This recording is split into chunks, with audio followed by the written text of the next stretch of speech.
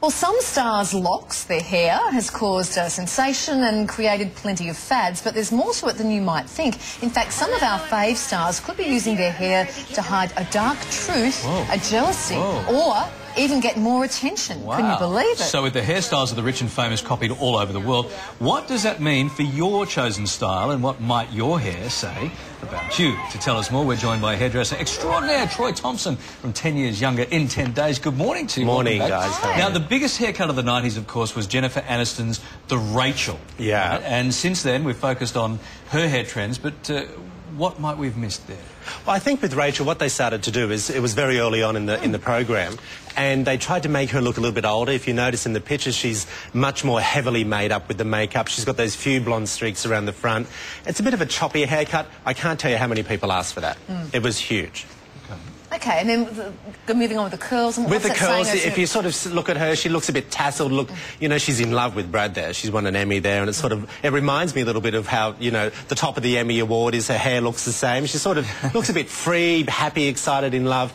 The bottom one on the left-hand side, you know, that's when where she was broken up from Brad. She's sort of got her hair pulled back, her hair's dark.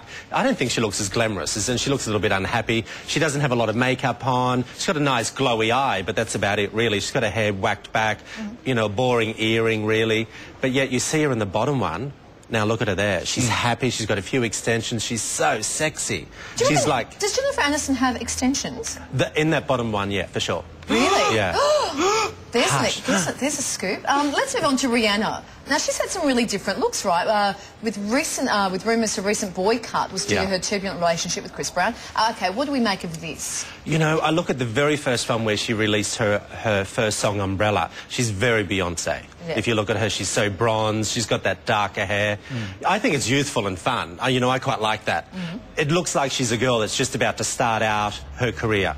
Then you go along to this whole, you know, I don't know what she was thinking. She was still in the white dress. She's got that long, dark hair with those blood-red lips, that white dress. She's sort of, I don't know, it's Dita Van Teese. Like, what's happening?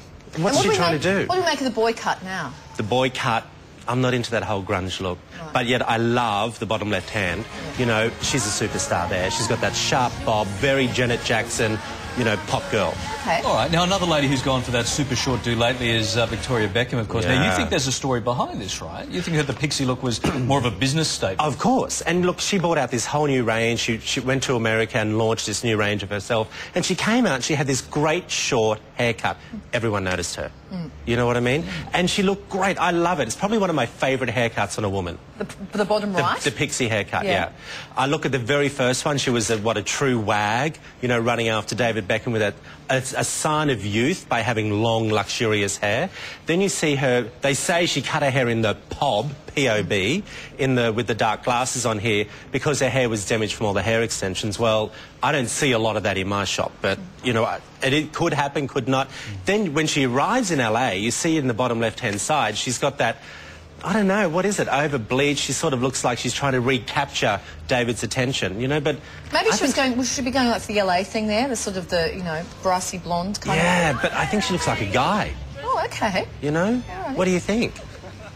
Larry? Oh, no, I can see in that outfit she doesn't look like a guy. She doesn't look like a guy there. Maybe we know different guys. She doesn't look like a guy to me.